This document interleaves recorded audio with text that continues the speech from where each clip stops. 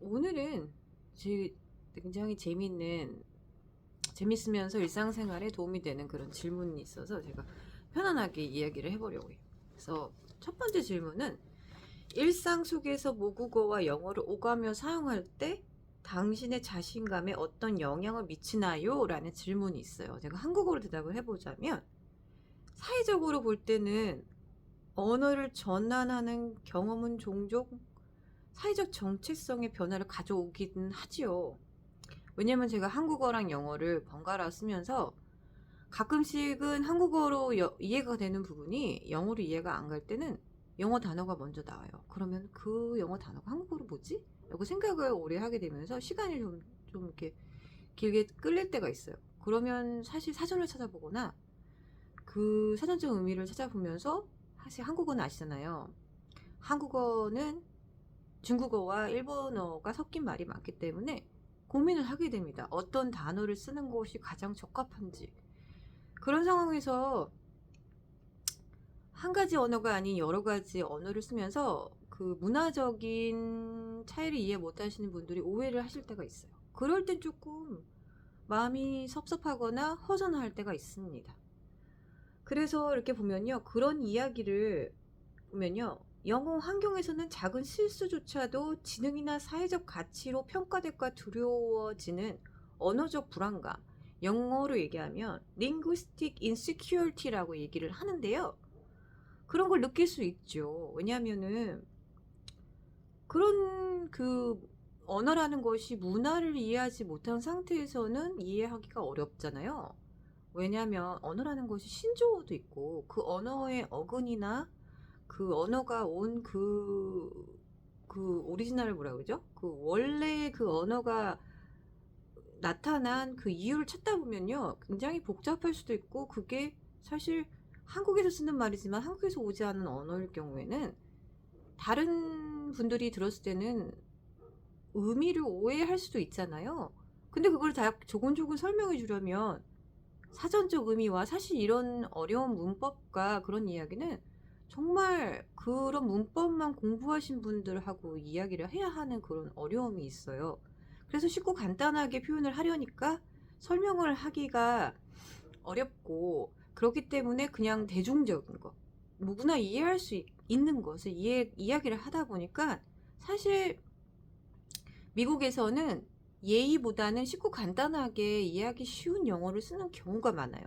그렇지만 이렇게 한국에서 태어나신 분이나 교육을 한국에서 받으신 분들은 정말 사전적인 의미와 한국어와 영어와 일본어를 동시에 많은 공부를 하셨기 때문에 자칫 예의가 없다라든가 존중을 받지 못한다는 그런 기분 나쁜 그런 의미나 느낌을 나 그런 첫인상을 받을 수가 있습니다.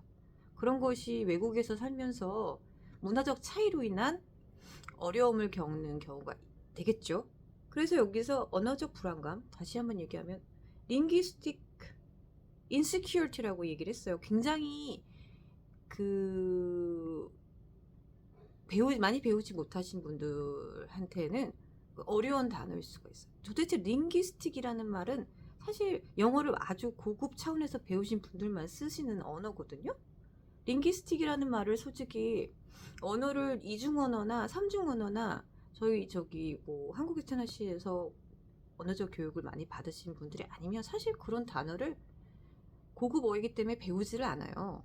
그래서 보통 그냥 고등교육에서도 보통은 쓰지 않는 단어이기 때문에 아시는 분만 아시는 단어거든요. 그래서 이런 고급 어휘를 알아두시면 혹시 기분이 안 좋으실 때 문화적 차이로 인해서 외국에서 사시면서 기분이 안 좋으실 때는 이런 고급 어휘를 쓰시면 본인의 기분도 보호하실 수 있고 그 고급 언어를 쓰실 때 상대방이 저분들이 고급 언어를 쓰심으로 그렇게 무시할 만한 분들이 아니구나 하는 그런 인프레션이 뭐죠? 한국말로? 그런 느낌을 뉘앙스를 드릴 수가 있습니다. 그 사실 뉘앙스도 라는 말이 영어가 아니라 유럽에서 온 말이잖아요. 그렇게 그런 느낌을 풍기다. 그러니까 괜히 이렇게 심하게 하시는 분이 계시면 사실 고급 언어를 써버리세요. 그러면 사실은 쉽게 무시할 수 없습니다. 저분들은 어휘나 이런 언어가 또 고차원적이시구나, 함부로 대할 수 없는 분들이구나 하고 사실은 좀 거리감을 두게 되고, 거리감을 두게 되면 그런 상황에서는 사실은 별로 걱정할 것이 없겠죠. 네, 그래서 동시에 두 언어를 구사할 수 있다는 것은 여러 공동체를 자연스럽게 오갈 수 있게 해주는 문화적 유한성을 제공하기 때문에 오히려 자신감을 높여주는 요소가 되기도 합니다. 그래서 저 같은 경우는 제가 구사해야 하는 언어가 두 가지 이상이에요. 그리고 한국어 같은 경우는 특히나 중국어나 일본어가 혼합된 언어이기 때문에 영어로 설명을 할 때 어려움이 있을 때가 있어요.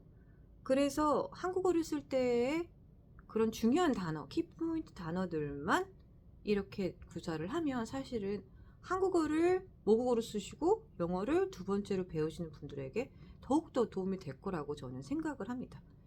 그리고 두 번째 질문을 보면요. 사용하는 언어에 따라 서로 다른 성격이 나타난다고 느끼나요? 라는 그런 질문이 있어요. 그렇죠.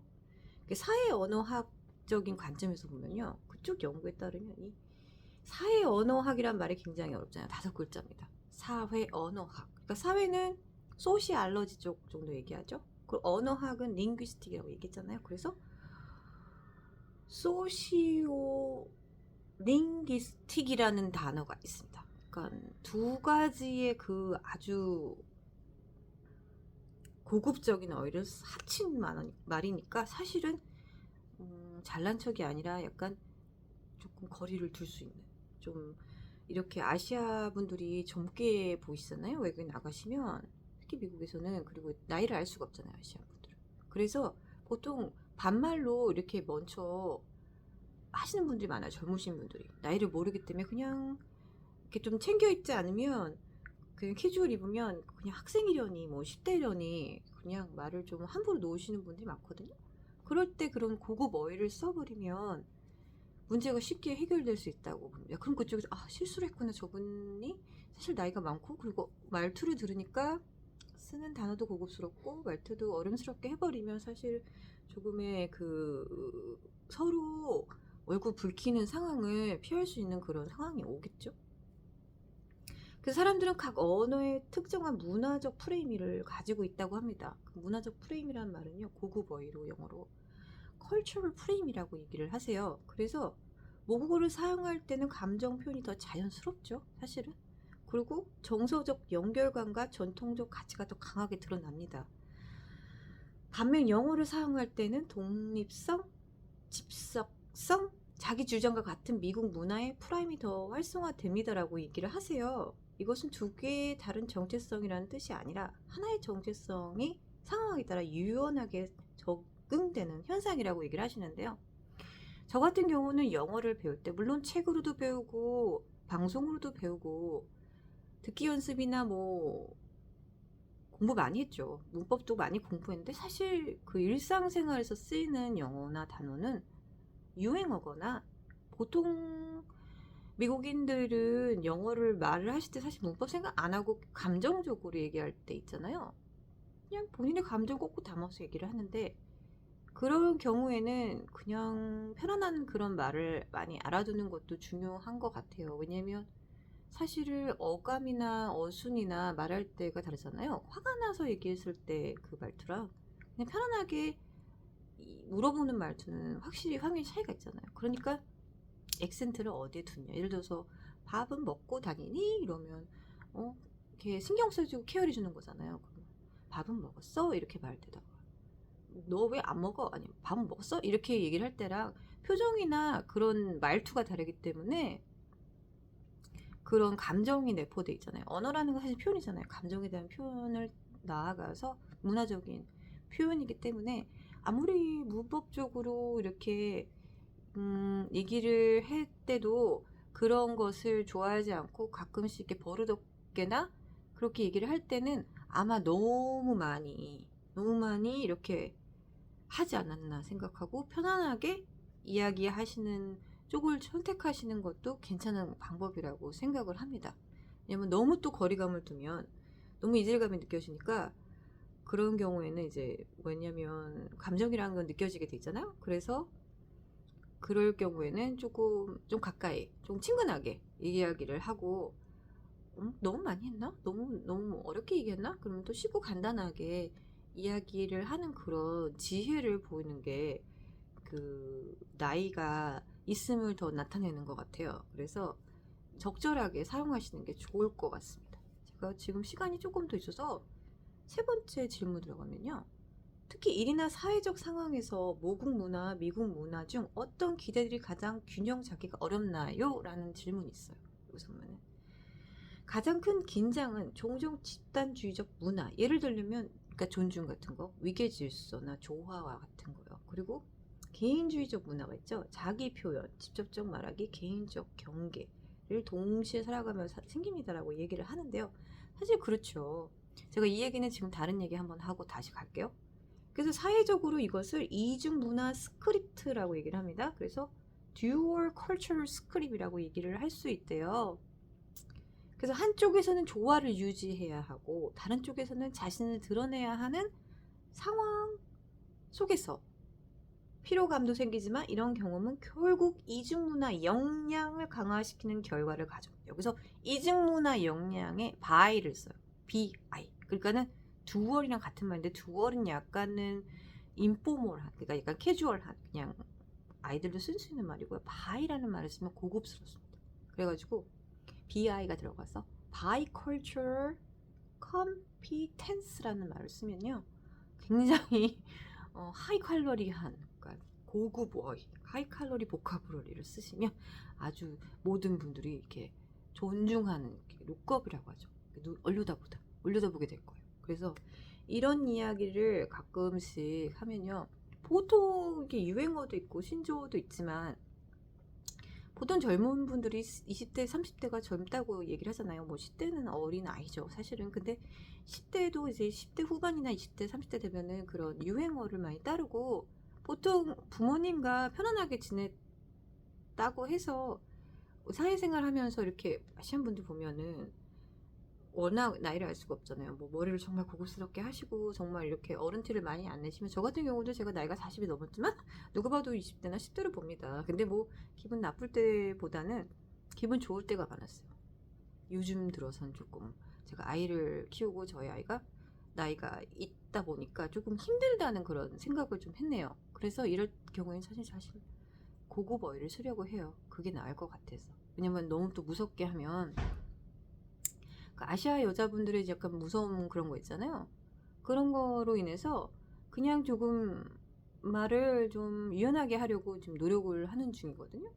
그래서 여기서 보면은 이 바이컬처럴 컴피텐스랑 듀얼 컬처럴 스크립이라는 얘기를 하고 그 전에 집단주의적 문화라고 얘기했잖아요. 그 자기 표현. 그 사실 미국은 개인주의가 강합니다. The America has those independency가 있고요. 개인주의니까 personal privacy를 American thinks personal privacy is the best quality of Americans country니까요. 미국에서는 개인주의를 굉장히 높이 삽니다. 그러니까 스스로 서 있는 거, 스스로 잘 서 있고 그 위에 다른 것이 더해지는 것을 좋아하지. 개인적인 그런 그리고 신뢰예요. 개인적인 질문을 하는 걸 굉장히 싫어하고 본인이 먼저 오픈해서 얘기하지 않는 이상 그거는 어느 누구로 개인적인 질문을 하면 굉장히 신뢰가 많고 굉장히 예의에 어긋나는 건데요. 그러나 그나마 이제 리더십 하시는 분들이나 이렇게 좀 여유가 있으신 분들은 그래도 자청해서 이렇게 해주시는 건 사실 고맙고 감사한 일이죠. 그러니까 그런 문화를 이해를 하면 공인의 자리에 있으신 분들은 사실 그런 게 어려울 수 있잖아요. 근데 또 너무 막 또 차갑고 어렵게만 하면 그런 반감을 살 수 있기 때문에 어느 게 성에서 적절히 그것을 하는 것이 사회생활을 잘하는 거라고 저는 생각을 합니다.